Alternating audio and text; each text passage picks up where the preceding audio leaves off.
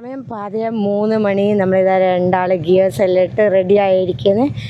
നമ്മൾ കുറേ കാലമായിട്ട് പോകാൻ ആഗ്രഹിച്ചൊരു സ്ഥലമാണ്. കഴിഞ്ഞ ആഴ്ച പോയിട്ട് തിരിച്ചു വന്ന സ്ഥലമാണ്. ഇത്രയും ഇൻട്രോൻ്റെ ആവശ്യമുണ്ടോ അല്ലേ? അപ്പോൾ നമ്മളിന്ന് പോകുന്നത് നമ്മളെ വയനാട് ചെമ്പ്ര പീക്ക് ട്രക്ക് ചെയ്യാൻ വേണ്ടിയാണ്. തവളക്കുട്ട പോടാ. ഓക്കേ, അപ്പോൾ ഇതാ നമ്മൾ കഴിഞ്ഞ ആഴ്ച 3 മണിയാരാണ് പുറപ്പെട്ടത്. ഇന്ന് 3:30 നമ്മൾ കഴിഞ്ഞ ആഴ്ച പോകുമ്പോൾ റോഡിൽ മൊത്തം വണ്ടികളാണ്. മീനെടുക്കാൻ പോകുന്ന ആൾക്കാരും പിന്നെ പല പല ആവശ്യങ്ങൾക്ക് പോകുന്ന ആൾക്കാരെല്ലാം ഉണ്ട്. പക്ഷെ ഇന്നത്തെ ദിവസം നോക്കിയാൽ റോഡ് മൊത്തം കാലിയാണ്. വണ്ടികൾ ഒറ്റയൊന്നും പോലും ഇല്ല. ആകെ നായ്ക്കളുണ്ട്. അതാ വരുന്ന ഈ സാധനങ്ങളെയൊന്നും പേടിക്കേണ്ടത്. അവിടെ ഇവിടെ ഒക്കെ ഉണ്ട്. ഇന്ന് നമ്മൾ പാൽച്ചുരം വഴി കയറാമെന്നാണ് വിചാരിക്കുന്നത്. കഴിഞ്ഞ ആഴ്ച നമ്മൾ മഴ പെയ്യോ എന്നുള്ളൊരു ഡൗട്ടിലാണ് ഇപ്പുറത്തൂടെ പോയത്, നെടുമ്പോയിൽ വഴി. കാരണം പിന്നെ പാൽച്ചുരം ചെറിയ റോഡാണ്. പിന്നെ മഴയൊക്കെ പെയ്ത് കഴിഞ്ഞാൽ ലാൻഡ് സ്ലൈഡിങ് ഉണ്ടാവാനുള്ള ചാൻസും ഉണ്ട്. അതുകൊണ്ട് പിന്നെ ഞങ്ങൾ റിസ്ക് എടുക്കണ്ടെന്ന് വിചാരിച്ചിട്ടാണ് ഇപ്പുറത്തൂടെ പോയത്. ഇന്ന് പിന്നെ അങ്ങനെ മഴയൊന്നും കാണുന്നില്ല. അതുകൊണ്ട് ഏതായാലും പാൽച്ചുരം വഴി കയറാൻ വിചാരിച്ചേ. അതാകുമ്പോൾ പെട്ടെന്ന് നമ്മളെ ബോയ്സ് ടൗണിലെത്തും. അപ്പോൾ ഏതായാലും ഇനി പെട്രോൾ അടിച്ചിട്ട് ബാക്കി. ക്ലോസ്ഡ് ആണോ? ഈ ചേട്ടനുണ്ടല്ലോ. ഓക്കെ, പെട്രോളിൻ്റെ റേറ്റ് നോക്കിയാൽ 113.80. കഴിഞ്ഞ ആഴ്ച നമ്മൾ അടിക്കുമ്പോൾ 111 2 രൂപയാണ് കൂടിയത്. ഈ കണക്കിന് എത്ര വരെ കൂടുമെന്ന് ആർക്കറിയാം, ദൈവത്തിനറിയാം.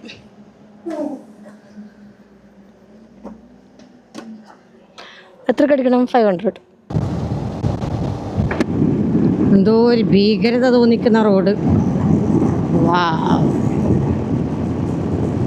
മിസ്റ്റീരിയസ്.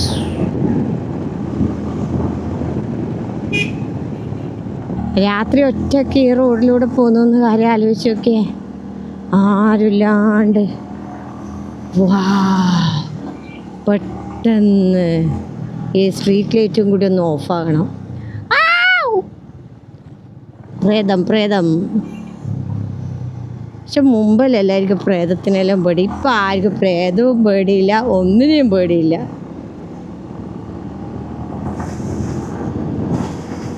നമ്മളെല്ലാം ചെറുപ്പകാലത്ത് എത്ര പേടിച്ച് കിടന്നുറങ്ങിയതാ പ്രേതം വരുന്നെന്നെല്ലാം പറഞ്ഞു കഴിഞ്ഞാൽ. ഇപ്പോഴത്തെ പിള്ളേരോട് പ്രേതം എന്ന് പറഞ്ഞു കഴിഞ്ഞാൽ പ്രേതം വരട്ടെ ഞാനിവിടെ നിൽക്കാമെന്ന്. നമ്മളിപ്പോൾ ഇതാ കൊട്ടിയൂർ എത്താനാകുമ്പോഴേക്ക് നല്ല തിരക്ക് തുടങ്ങിയിട്ടുണ്ട്. അപ്പോൾ സംഭവം എന്താണെന്ന് വെച്ച് കഴിഞ്ഞാൽ കൊട്ടിയൂർ അമ്പലത്തിൽ ഉത്സവമാണ്. അപ്പോൾ അവിടത്തേക്ക് പോകുന്ന വണ്ടികളെ തിരക്കാണ്. പിന്നെ ഇതാ എത്ര സമയമെന്നറിയാം. ഓരോ വണ്ടിയും നമ്മളിങ്ങനെ ഇട്ട് വട്ടം കറക്കുന്നു. മിക്കതും പോകുന്നത് സെൻറ്ററിലൂടെയാണ്. പിന്നെ പറഞ്ഞിട്ടും കാര്യമില്ല, റോഡ് കുറച്ച് വീതി കുറവാണ്. അപ്പം ഒന്നാമത് രാവിലെയല്ലേ, അപ്പോൾ എല്ലാവരും ഇങ്ങനെ ലാവിഷായിട്ട് പോവുകയാണ്. കൂടുതൽ വണ്ടികൾ ഓപ്പോസിറ്റ് ഒന്നും ഉണ്ടാവില്ലല്ലോ. ഈ അമ്പലത്തിൽ കാര്യമായിട്ട് കൊണ്ടുപോകുന്നത് ഇളനീറാണ്. അപ്പം മിക്ക ആൾക്കാർ ഇളനീറാണ് കാഴ്ചയായിട്ട് കൊണ്ടുപോവുക. അപ്പം നമുക്ക് നോക്കാം ആരെങ്കിലും കയ്യിൽ കാണാൻ പറ്റുമോ നോക്കാം. പക്ഷെ ഇവിടുത്തെ ഇവരെ കയ്യിലൊന്നും ഇല്ല. ഇവിടെ ശരിക്കും 2 അമ്പലം ഉണ്ട് കേട്ടോ. ഒന്ന് റൈറ്റ് സൈഡിലും ഒന്ന് ലെഫ്റ്റ് സൈഡിലും. അപ്പോൾ റൈറ്റ് സൈഡിലുള്ള അമ്പലത്തിലെ ഉത്സവത്തിനാണ് ഇളനീർ വെപ്പലുള്ളത്. അപ്പോൾ ഇപ്പം നടന്നുകൊണ്ടിരിക്കുന്നത് ലെഫ്റ്റ് സൈഡിലുള്ള അമ്പലത്തിലെ ഉത്സവമാണ്. ഇത് 28 ദിവസത്തെ ഉത്സവമാണ്. അപ്പോൾ അതുകൊണ്ടാണ് ഇവരെ കയ്യിലൊന്ന് ഇളനീറൊന്നും കാണാതിരുന്നത് കേട്ടോ. അപ്പോൾ അതാണ് എനിക്കൊരു ഡൗട്ട്. മുമ്പൊക്കെ ഞാൻ കണ്ടിട്ടുണ്ടല്ലോ, ഇതെന്താ കാണാത്തതെന്ന് വിചാരിച്ചിട്ട്. അപ്പോൾ അന്വേഷിച്ചപ്പോൾ ആണ് പറഞ്ഞത് ആ ഉത്സവം കഴിഞ്ഞ മാസം കഴിഞ്ഞ് ഇതിപ്പം ലെഫ്റ്റ് സൈഡിലുള്ള പിന്നെ അമ്പലത്തിലെ ഉത്സവമാണ്. ഈ ഓടപ്പൂവ് കാണുമ്പോൾ വാങ്ങിക്കാൻ തോന്നട്ടാ. മുമ്പ് നമ്മൾ ബസ്സിനെല്ലാം മുമ്പിലിങ്ങനെ തൂക്കിയിട്ടിട്ട് കാണല്ലേ. അപ്പം നമുക്കൊന്നും അറിയില്ല ഇത് എവിടുന്നാന്ന് എങ്ങനെയാണെന്നൊന്നും നമുക്കറിയില്ലേ. പിന്നെ കുറേ കാലം കഴിഞ്ഞപ്പോഴാണ് മനസ്സിലായത് ഇത് ഈ കൊട്ടിയൂർ അമ്പലത്തിൻ്റെ ഈ ഒരു സമയത്ത് മാത്രമേ ഇത് കിട്ടുള്ളൂ. അങ്ങനെ വാങ്ങിച്ചുകൊണ്ടിരുന്നെന്നാണ് പറഞ്ഞത്. അതുകൊണ്ട് ഇവർ ഇങ്ങനെ മുണ്ടൊക്കെ എടുത്തിട്ട് നല്ല കുളിച്ച് മാറ്റി അമ്പലത്തിലേക്ക് എല്ലാവരും നടന്നു പോയിക്കൊണ്ടിരിക്കുകയാണ്. നല്ല ഭംഗിയല്ലേ ഇത് കാണാൻ വേണ്ടി. എന്ത് രസമാണ്.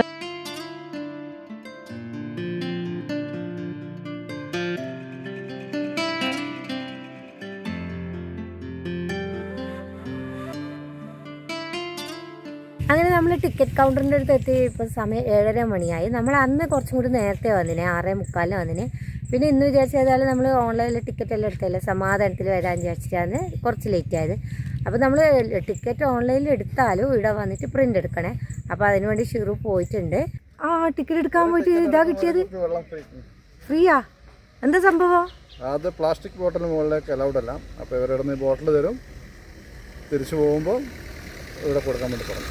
അല്ല, പക്ഷെ ഡിസ്പോസിബിൾ അല്ലാണ്ട് തന്നെ നമ്മൾ റാണിപുരമൊക്കെ പോകുമ്പോൾ നമ്മൾ പ്ലാസ്റ്റിക് നമ്മൾ വീട്ടിൽ നിന്ന് കൊണ്ടുവരുന്നില്ലേ കുറച്ച്?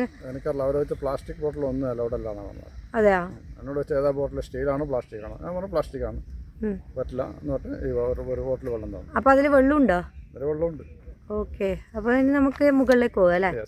നമ്മൾ ഇവിടുന്ന് ടിക്കറ്റ് എടുത്ത് കഴിഞ്ഞ് കഴിഞ്ഞാൽ പിന്നെ ഇവിടുന്ന് കുറച്ചും കൂടി മുകളിലേക്ക് പോകണം. ഏകദേശം ഒരു 2 കിലോമീറ്ററിൻ്റെ ഉള്ളിൽ കുറച്ച് മുകളിലേക്ക് പോകാനുണ്ട്. എന്നിട്ട് അവിടെ നിന്നാണ് ട്രക്കിങ് സ്റ്റാർട്ട് ചെയ്യുന്നത്.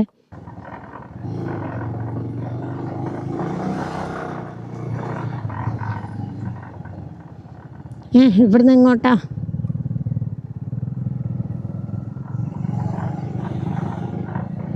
ഇങ്ങോട്ടൊന്നായിരിക്കും അല്ലേ? 2ആയി. യെസ്,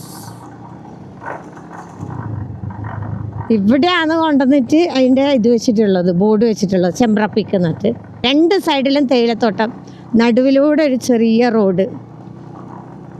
പിന്നെ വലിയ മെയിൻറ്റൈൻഡ് ഒന്നല്ല, മിക്ക സ്ഥലത്തും പൊട്ടിയിട്ടുള്ള റോഡാണ്.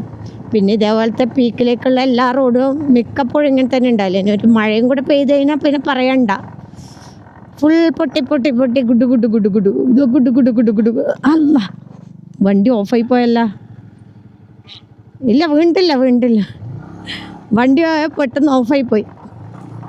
എന്നാ പറ്റി മൈ ഡിയർ അവെഞ്ചർ? റോഡ് മഴയൊന്നും പെയ്യണ്ട, മഴ പെയ്യുന്നതിന് മുമ്പേ പോക്കാന്ന്. അയ്യോ.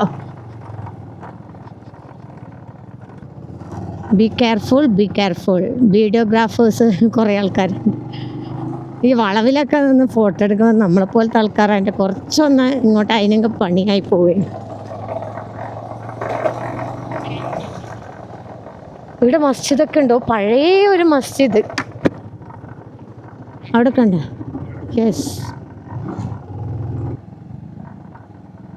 ബൈക്ക് എടുക്കണോ?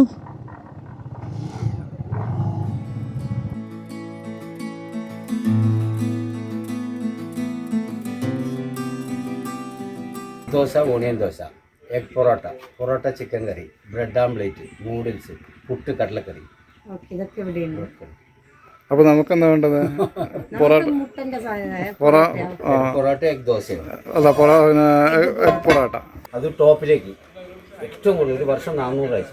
യാത്രി മാഗസിനിൽ വയനാട് സുവിനറിലൊക്കെ എൻ്റെ കാര്യങ്ങളൊക്കെ ഉണ്ട്. എന്നാലും ഞാൻ ഇനിയിപ്പോൾ പോകണമെങ്കിൽ പാസ് വാങ്ങണം.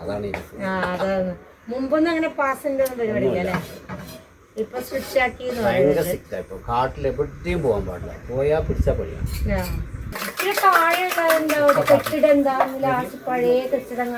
അത് അവിടെയൊക്കെ ആളുണ്ടായതാ. ഇവിടെ 10 കുടുംബം ഉണ്ടായതല്ലേ. ആനയുടെ ശല്യം കൊണ്ട് എല്ലാവരും പോയി. ഇത് ഹെഡ് ഓഫീസായിരുന്നു എസ്റ്റേറ്റിൻ്റെ.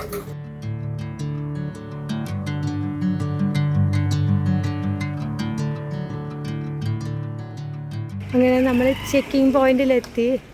പിന്നെ നമ്മൾ ബാഗിൽ ഇവിടെ കാണിക്കണം പ്ലാസ്റ്റിക് എന്തെങ്കിലും ഉണ്ടോ ഇല്ലയോ എന്നൊക്കെ ഇവിടെ കാണിച്ചതിന് ശേഷം മാത്രമേ ഇവർ കടത്തി വിടുള്ളൂ.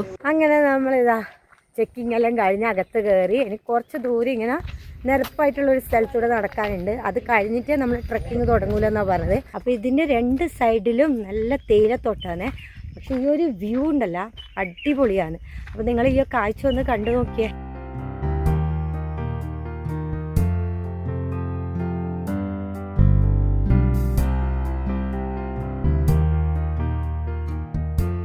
അപ്പോൾ ഇനി ഇവിടുന്ന് മുതലാണ് ട്രക്കിങ് സ്റ്റാർട്ട് ചെയ്യുന്നത്. ഏകദേശം 3 മണിക്കൂറാണ് ട്രക്കിങ്.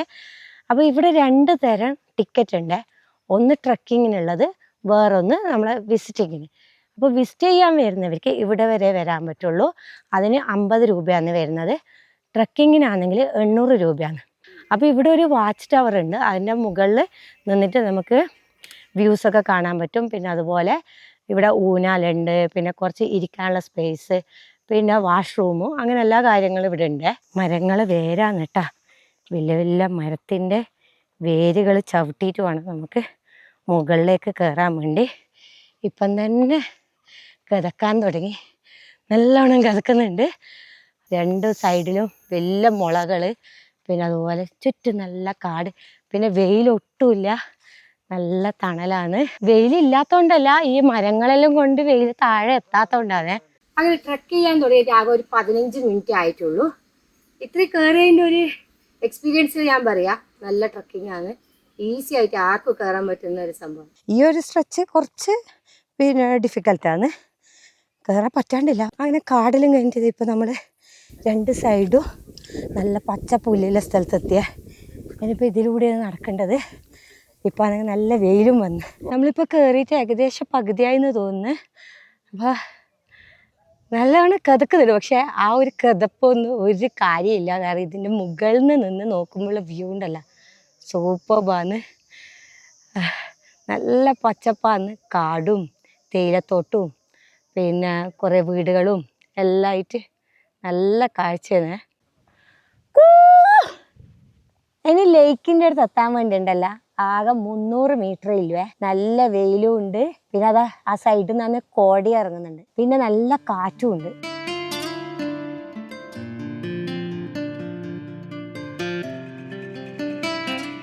നമ്മൾ കയറി വരുമ്പോൾ ഉണ്ടല്ലോ ഈ ഒരു മരം കണ്ടിട്ട് നോക്കിയതാണ്, ഇതിൽ ഫുള്ളായിട്ട് എന്തോ ഒരു ഫ്രൂട്ട് ഉണ്ട്. അപ്പോൾ നമുക്ക് രണ്ടാൾക്കും അറിയില്ല ഇതെന്താന്നുള്ളത്. അപ്പോൾ ആർക്കെങ്കിലും അറിയുമെങ്കിലും ഒന്ന് കമൻറ്റ് ചെയ്യണേ. ഈ പീക്കിൽ 3 തട്ടുണ്ട്.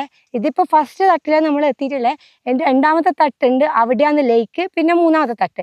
ഇപ്പം മുമ്പൊക്കെ 3ാമത്തെ തട്ടിലെല്ലാവരും പിന്നെ പോകാൻ വിടലുണ്ട്, പക്ഷെ ഇപ്പോൾ 2ാമത്തെ തട്ട് വരെ നമുക്ക് പോകാൻ പറ്റുള്ളൂ. ഇനി ഈ കയറ്റും കൂടെ കയറി കഴിഞ്ഞാൽ നമ്മളെ ലേക്കിൻ്റെ അടുത്ത് എത്തും.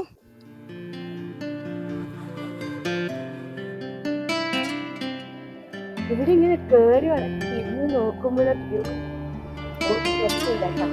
ഏത് ഭാഗത്ത് നോക്കുമ്പോൾ വ്യൂ ആണ്. ഇത് നിങ്ങൾ പറയണ്ട, കുറെ സമയം വ്യൂ പറയുന്നത്, കാരണം അത്രയും നല്ല വ്യൂ ആണ്. സൂപ്പറാണ്.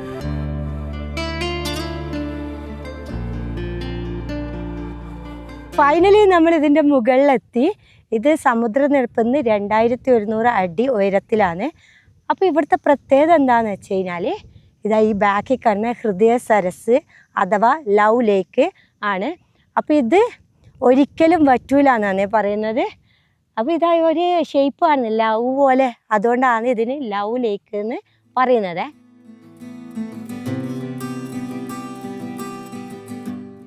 നമ്മൾ 9:30 നമ്മളെ ട്രക്കിങ് സ്റ്റാർട്ട് ചെയ്തത്. ഇതിൻ്റെ ടോപ്പിലെത്തുമ്പോൾ ഇപ്പോൾ സമയം 11:30 ആയത്. കുറച്ച് റെസ്റ്റെല്ലാം എടുത്തിട്ടാണ് വന്നത്. അപ്പോൾ ഇനി തിരിച്ചിറങ്ങാനുള്ള പരിപാടിയാണ്.